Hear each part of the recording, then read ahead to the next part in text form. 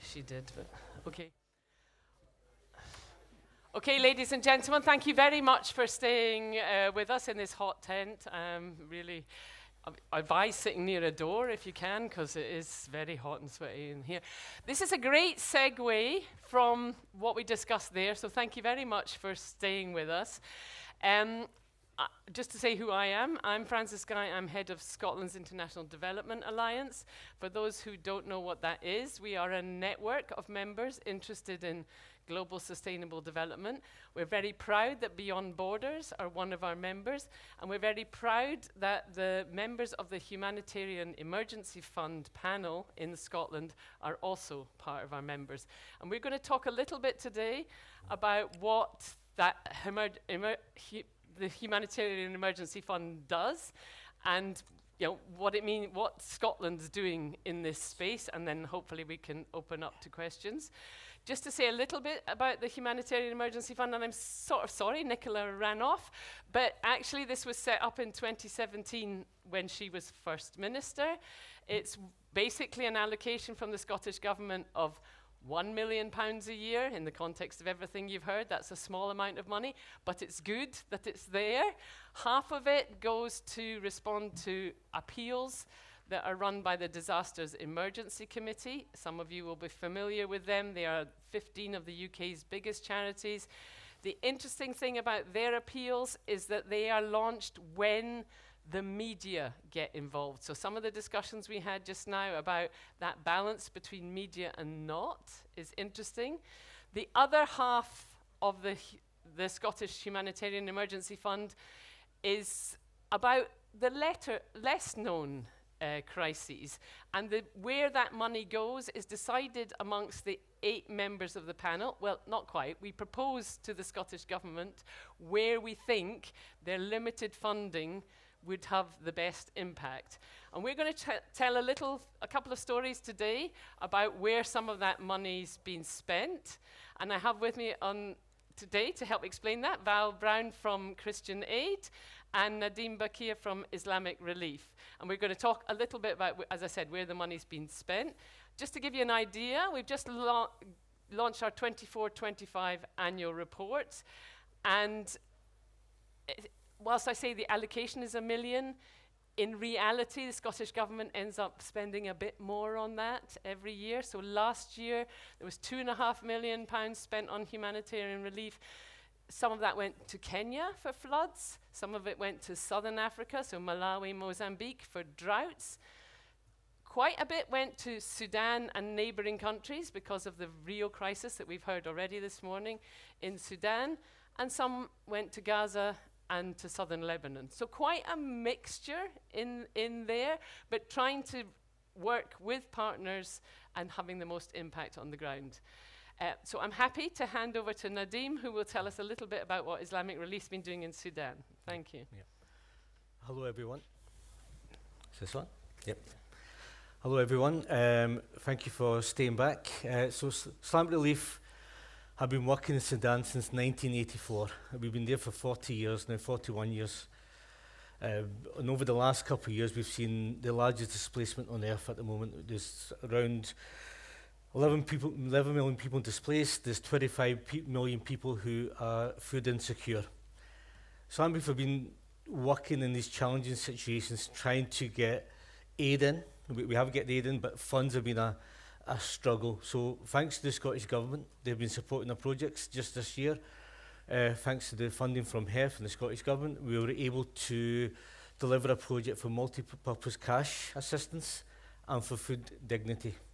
And this project, we were able to reach over 1,250 people for cash assistance, 1,000 people for dignity kits, and able to support. But it also helped with raising awareness for this cause, because as we've seen, not many people are aware of what's happening in Sudan, and it helps not just for the Scottish Government, for the partners, even though it's likely to deliver that project. We get awareness through our partners who raise awareness through this as well. So we're going to play a short video from the guy from a team on the ground, a team inside Sudan who are doing the real work behind this. We have Elta here who will be speaking about how the Dignity Packs have supported the people in Sudan, and Hajar from our team in Sudan speaking about our cash assistance. We have a case study with the women. Her husband now is not as aware, and he has like 6 girls, and in teenage, and they benefit from this dignity kits. They benefit to have like safety and dignity for her girls and also herself. We have also mosquito net and Gadarif, also they famous by malaria and this tropical diseases. They benefit to prevent her small child 2 years to prevent her from accepted by the malaria. Gadarif is a basket of the Sudan for food, and I think most of the people in Gadarif they work in agriculture, and for the recovery we need to support them in health, also health facilities, medicine to provide medicine. All this stuff we need like recovery projects, and we hope after 1 year we have a development project to people here in Sudan, inshallah. So we do appreciate the funding, generous funding from Scotch for Sudan, and this is very good. Really, we are very thankful for them and appreciative of that support. Still, Sudan is forgotten, and I hope that people can just hear our voice and reflect it to those people who can provide support for those people who are in need of that. This is one of my messages. I think this is very important to reflect this in these days, and at least people to look for those people who are suffering in Sudan. Do you want to First, come back.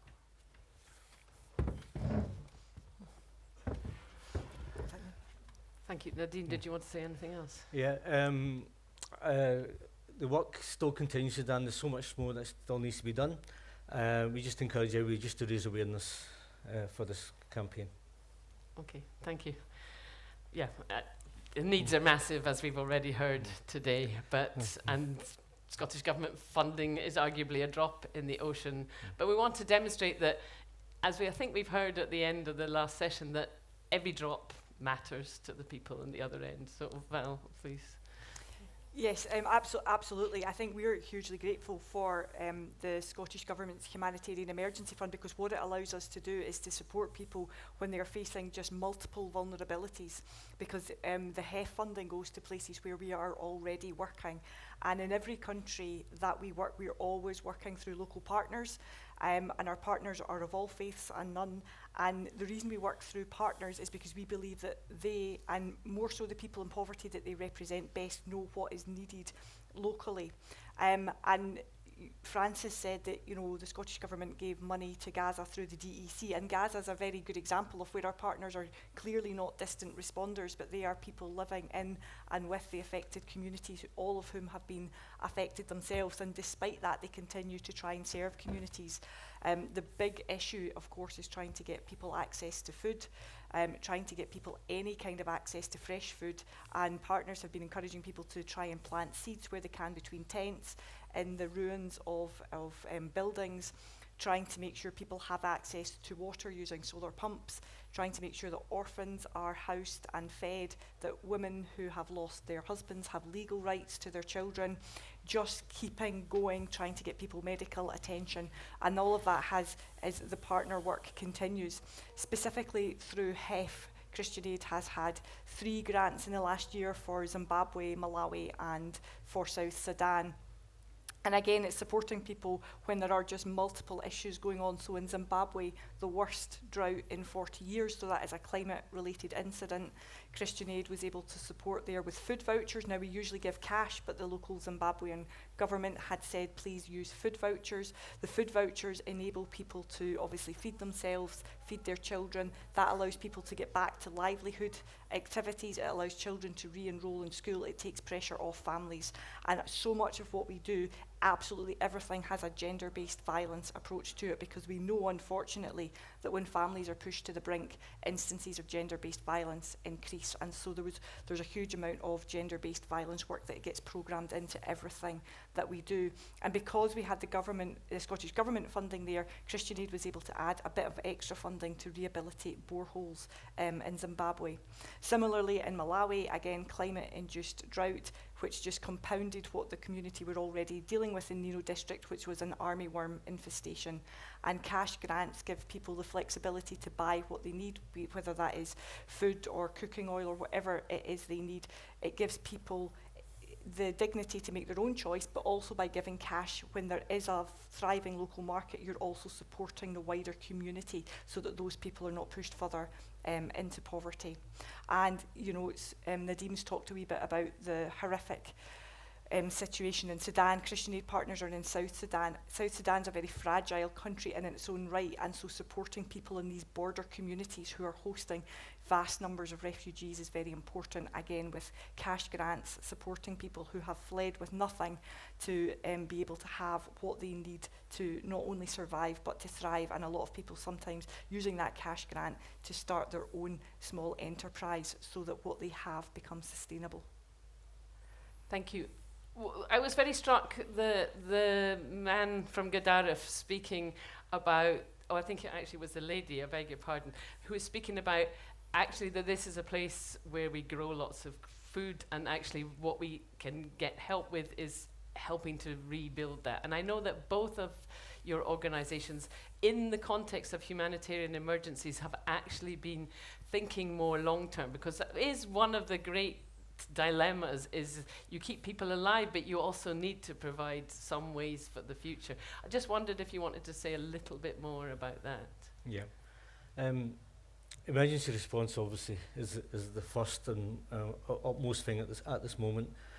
We need to feed people with food, water, shelter, security, but long term we want to make them sustainable themselves. And farming in these areas is one of the things that we will look at some point. I think there is regions within Sudan that Islamic Relief are planting seeds, getting farming projects restarted, agricultural projects, but this is only in certain parts of Sudan, and it's something that we probably want to increase in time. Thank you. And Christian Aid's been doing very imaginative stuff in Gaza, and I know it's, again, very difficult, but just so that people understand that in the context of these horrors, it is also possible to plant. Well, that's right, and I don't think we should ever underestimate people's capacity to, you know, and resilience, because people are being very creative. You know, people are taking clothes that they are finding discarded and using them to repair clothes that other people have, where they're for a very small amount of money. But over the piece, as Nadeem said, it's not just about providing emergency relief, which is a short-term measure, but it's about enabling people to stand on their own 2 feet, which is why generally as an organisation, Christian Aid doesn't just exist to keep dealing with the symptoms of poverty, but to ask those harder questions: why are people poor, what needs to change? And we do that in the short term and in the long term. And in so many of the camps that Christian Aid supports around the world, you know, it is about once people are there, they are not temporary anymore. The people are in these camps for years, sometimes for decades, and it's how you then support people to have some decision making over their own lives, for children to be able to be schooled, for there to be a degree of normalcy, and for people to actually be in a position where hopefully one day they can move on well. Okay, we're very happy to answer a few questions if anybody has some, just about, if you like, about the functioning of the emergency fund itself, or anything in this space, because we've been discussing it for an hour and a bit now. Yes, please. Oh, sorry, we're getting a microphone. Thank you. Thanks very much. Just a bit of background, I've been a volunteer aid worker within the Direct Aid International for 35 years, first in Bosnia, now Ukraine. One of the questions I have really is about the Scottish Government funding. So we talked about emergency relief here. There is no question that the DEC charities are absolutely superb at that long term. You want a camp built for refugees and to displaced people, you get camp management, you get all the infrastructure, and follow-up is really good. But in terms of agile response, we've got a thriving humanitarian community in Scotland and lots of charities who operate unsupported and no offer of support to help us with these things, and have to do things ourselves.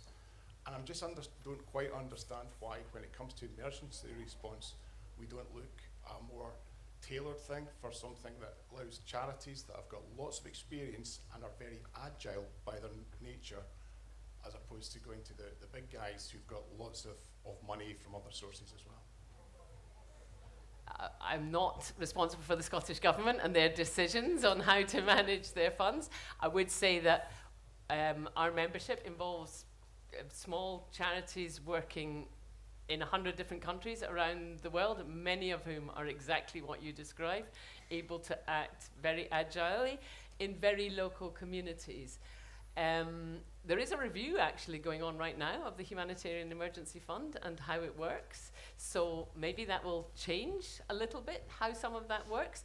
But there's an issue. I appreciate what you're saying about being agile. There's a balance between transparency, being able to react anywhere. So one of the things about what the Humanitarian Emergency Panel does, as I said, so there are 8 organisations involved in it.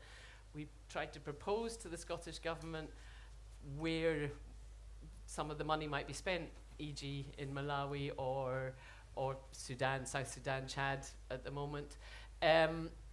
But you can't bid for that money unless you're operational in that place and that you have partners on the ground. The Scottish Government are very keen that the money should be spent through local partners. So this money, whilst it is ostensibly going to Islamic Relief or Christian Aid, it's not actually. It's going to their partners on the ground. So I think that is also part of it. And yeah, no, well, okay, you're looking skeptical. Maybe you have a discussion with them afterwards about that.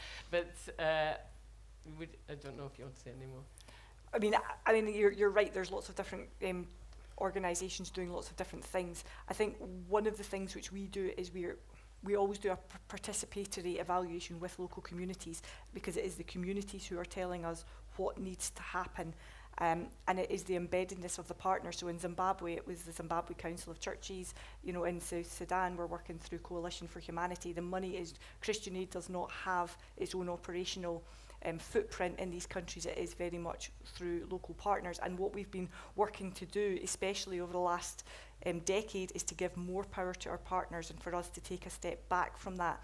And it's to listen to the expertise that is in the locality, and it's about building up their capacity and supporting their capacity.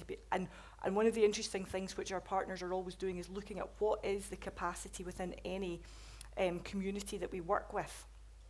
And interestingly, usually when partners go in at the start, communities which are very poor usually say, well, we don't have anything, we don't have any skills. But then when you start to tease that out, they realise actually they do have skills. So even in Ukraine, the people who have fled and are living in camps along the borders, we brought people together and said, what do you need here? And people said, we need to not be living in wet clothes. We need somewhere to dry our clothes. Now that seems like a very small thing, but for people who have been traumatised, who have fled violence, who have lost loved ones, it's a simple thing. Christian Aid or our partners could have put poles up, could have done that, but it wasn't. It was like, who here can weld, who here can paint, who here can clear, and you're creating community as people do it for themselves, and that you're giving back that dignity, that control, that decision making, and it is that model that we are looking to work with across the world. Please. I'd like to follow on from that question, because I used to teach development workers, amongst other things, and I think that one of the dilemmas is you talked about giving power to the local community and enhancing it, but the concepts which we talk about in the West are not necessarily understood in the South. For example, governance and accountability. There's big demands from funders that organisations have proper governance systems and they're accountable for what they do. And these things are often very difficult to understand, and the way they're enforced is often, I'm not saying you do it, but DFID used to demand that a compliance with the log frame, and that they had to do the things in the order specified on the log frame, no matter how climatically unfortunate it was, like digging wells in the wet season and then wondering why they were dry. And so I'd like your view on how you manage those sorts of dilemmas. Just to say, that's why the model that Sigrid was talking about earlier from the supported by the postcode lottery, the idea of longer term unrestricted funding is really fundamental, because it's one way of getting beyond that. But as you saw, Nicola was wary about what that means in terms of the risks and you know, how you do that. But that's why that money is really important. Sorry, go on. For Islamic Relief, most of the countries that we work in, we have a field office, but one of our ways forward is localization. We are upscaling and empowering smaller organizations, getting to a better level. For example, in Gaza at the moment, we have been doing this for years. So over the last couple of years, we have 4 or 5 organizations, local ones, who are supported our work in Gaza. The same in Sudan, and we're supporting and then upscaling them. But long-term sustainable projects is what we all want to do. We don't want to do short-term responses. We're just unfortunate that the world that we live in, it's been like that for a number of years now. Yeah. I mean similarly, and I think that's right, it's about building capacity in to the local partners, which takes time, and it doesn't happen overnight. And at the moment, you know, Christian Aid would support with that process. I think the idea would be that as partners become more used to doing these things, they would have their own expertise in that. But you asked about restricted funding and how demands from donors make that difficult. I think that's unfortunately still a bit of a reality, and I think there's a concern that with the cut of UK government funding, especially FCGO, DFID as was, had a bit of them that were quite imaginative in terms of looking at potentially funding directly partners in other countries with that unrestricted long-term funding. And whilst it's not entirely clear what will be cut, there's a big danger that that kind of imaginative funding will be the bit that is absolutely cut. Sorry. Yeah, but go for Shona, thank you. I actually had a question for Islamic Relief, because I know there's been a lot more studies recently in the context of the aid cuts into like Islamic philanthropy, and how those models are actually much more sustainable, because it's really like through zakat and other things, it's built into the faith to give on a more sustainable basis. So I was wondering how you're building that into your funding models in Scotland and elsewhere. Yeah, so zakat is it's an obligatory donation from a Muslim, if anybody doesn't understand that. So that's a big thing for us, and it's mainly during Ramadan. A lot of people give, it can be given throughout the year. A lot of our campaigns over Ramadan is about zakat and giving zakat. So we build that into most of our campaigns over Ramadan. We have emails and social media and so on to push that, and I think majority of people understand that, how to understand that. So it's just a whole campaign that we just push through there, and that's where probably a lot of the donations in Ramadan come through. It does happen throughout the year, but majority for the Ramadan. So would you agree with Shona's point that makes you more sustainable, perhaps? Yes, to an extent. It does make us more sustainable, because we're guaranteed. We're not, as a Islamic Relief, guaranteed that money, but it's coming through because there's other Muslim charities. I think non-Muslim charities are now taking zakat as well. So it makes humanitarian donations more sustainable, because it's guaranteed throughout the year. Okay, thank you. There's a question at the back, and then we might let you have lunch, because we don't need to overrun like everyone else. Mine's just a follow-up from the question about the log frame and reporting. Do you practice, or is there potential to integrate kind of local systems of governance and planning and decision-making into the processes that you instead of the idea of capacity building? Are there systems already established within communities of governance and project planning and that kind of thing that could be integrated into the way that you then ask for your reporting, if you know what I mean? Interesting question, yes. Okay, so I'll be very honest with you and say I don't know. What I would say though is there is a difference between what Christian Aid would require and what the Scottish Government require and what other donors require. And very often, like Francis has said, that when you get restricted funding, which is what Scottish Government funding is, it is very restricted to what our partners say that they want to do, then the reporting has to come back to meet the Scottish Government standards, and that would then be true of lots of different donors. So I think what we are looking to do is to build the capacity to be agile, for want of a better phrase, into our partners, that they know what is expected of donors, and that they would have those skills to be able to be flexible, because they are ultimately reporting to lots of donors, not just ones that are facilitated through by Christian Aid, because our partners are often supported by lots of other organisations as well. So they, in a way, are doing many more reports than we will ever see. I'm same as Val, I actually don't know, but I think it depends on the funding, it depends where it's coming from, there's different levels of reporting that are needed. Honestly, I generally don't know. Okay, I would like to add tuppence halfpenny, which is that there's a school of thought out there, which is that if we did it all much more participatory, then we should do, I'm talking about development funding rather than emergency funding in this context, so that if you would work out your project locally, as we've had described, but your monitoring would also be agreed with the local community. So that could be all sorts of things, as you've rightly pointed out. That could be, they may have a completely different concept of what is a success, and it should be the community that measures what is a success, not a bureaucrat sitting in Whitehall. Okay, maybe we'll end there. I've had my tuppence halfpenny. Oh, there's a question at the back. We'll have your question at the back and then go. My question again was about kind of alternative funding. I know that Scotland has been a big advocate for kind of social business in terms of building on other economic systems where it's kind of going back in rather than just relying on, I suppose, grants or funds in order to help with the development work. I wondered what you thought about social business as a kind of model in terms of development work.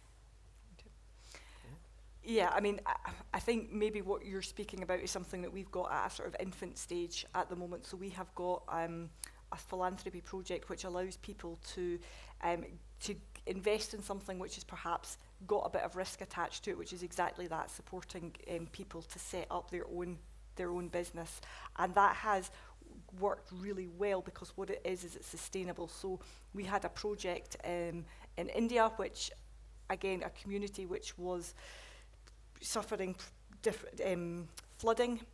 We were not wanting those people to leave their land, but they then had to adapt, and the extra funding came in to put in a social enterprise there where people were given cows and saline-resistant grass seeds so they could live on land that was being saturated by salt water. But the business part of that was, rather than just selling milk piecemeal, that they actually had refrigeration, they had hygiene certification, and were able to then go and sell to local shops, local restaurants, local businesses in a much more sustainable way. The beauty of that being that becomes sustainable, the community have their own income, which becomes more reliable. But for that as well, it gave women a say over their livelihoods, because they had their own income. And I remember one of my colleagues visited that, and she asked one of the women, "Has this project changed your life?" And the woman thought about it for a minute, and she said, "No, it hasn't." She said, "But it's changed my daughter's life, because now I'm earning, I can say that my daughter will stay at school and she will not have the life experiences that I've had." And that for me is really inspirational, because it's generational change that we're invested in, because we know change doesn't happen overnight. And it is that model that we're trying to replicate. So it's not just about giving aid. Aid is absolutely essential at times of crisis, but it is about building in the resilience and the capacity and, like you say, a business skill that people can take forward and can develop for themselves, so that they're no longer relying on aid. And I suppose the next stage of that is how you would build that in for that to become a funding model. Yeah, similar to Islamic Relief, we have similar projects. I was in Somalia 2 years ago in an IDB camp, which had tens of thousands of tents, and in that tent, Islamic Relief set up a shop that was run by women, and they then employed more women to sell. Then they developed into making baskets and fans, so they developed from this one couple of women run a shop to employing more women who were selling more stuff and developing more products. So, and they within that IDB camp, they were supporting themselves. So there is lots of instances that throughout Islamic work that we have in different countries that has similar projects like that. Thank you. We're very happy to let you go for lunch. I'll have a wee plug in response to your question, though. Scotland's International Development Alliance annual conference, 30th September. We will be looking at alternative models to development. Thank you. Thank you to Nadeem and Val, and thank you all for staying with us. Thank you. Ladies and gentlemen, make the most of the sun for the next 45 minutes, because at the in the Wall Garden you will now hear local trad musician Divergence playing in the marquee.